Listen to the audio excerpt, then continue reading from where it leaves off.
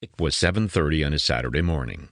I was sitting in front of my computer, still in my boxers, when she burst open my door. She didn't even knock. In her morning cigarette voice, she announced, "Stan, I think you've lost your mind." Not fully awake, I mumbled, "What? Excuse me?" It was my roommate, Cindy, who knew what I was planning. "Stan, don't you watch the news or read the newspapers? You'll be kidnapped or murdered or both." Fair enough. My closest friends said I was insane. Sure, I had seen stories of many others who had been kidnapped, tortured, killed, or simply vanished. The U.S. State Department warned Americans of the danger.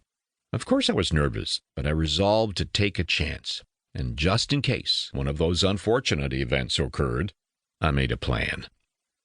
The day before my flight to Fear, I bought a one-size-fits-all will kit at Staples, filled in the blanks, and printed it on my last 6 sheets of legal paper.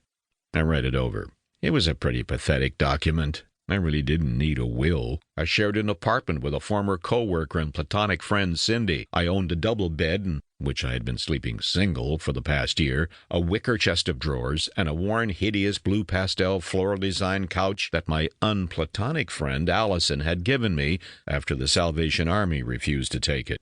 My most valuable asset, an 80 CD set, The History of Rock and Roll. At least my kids would have that, even if they didn't recognize Fats Domino or Herman's Hermits.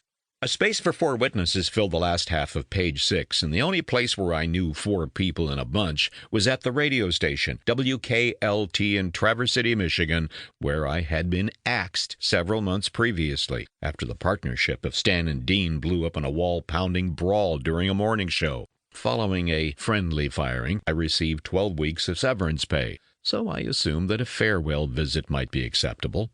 My former co-workers at the station were friendly, probably because they knew that I wasn't sticking around. The station receptionist, Patty, agreed to sign even though I knew she hated my guts. She signed the date, Thursday, May 24th, 2001. My ex-boss, Richard, always dressed in his pinstriped executive suit with glossy, slicked-back hair, who had fired me politely several months before, shouted from the conference room. "Stan, you're going where?" I chuckled, only slightly embarrassed and a bit proud. "You'll never learn, will you, Campbell?" "Yeah, you may be right, Richard." There was no turning back now. I had the airline tickets, purchased on a maxed-out MasterCard, and my Canadian passport. As instructed, I wore my black double-breasted suit with a pink shirt and Jerry Garcia tie. My friend Dale drove me to the Cherry Capital Airport in Traverse City for my day-long flight to another hemisphere. Hours, and almost a half a world later, the view from the window in seat F-17 added to my mounting panic. Outside, the scene evolved eerily like an alien planet with sheer crimson cliffs to my right, towering over us, 2 or 3 miles high, and passing under me about 450 miles an hour, a plateau of deep blue emerged with black holes, terminating somewhere in infinity. It was 7:22 p.m. I felt sick, and I felt alone. Richard's words grew louder in my head. I could hear his cynical, gleeful laughter all morning in the flight from Traverse City to Miami, and it grew louder on this final leg of my flight. Maybe Richard had it right. Maybe I would never learn. Maybe I was going too far this time. Literally. My friends and family were aware that I had a long and infamous history with women, but this time it was a potential life-threatening venture. I had promised my counselor that I would not repeat the same mistakes. Yet, in spite of my promises to my counselor and to myself, I was in pursuit of another woman.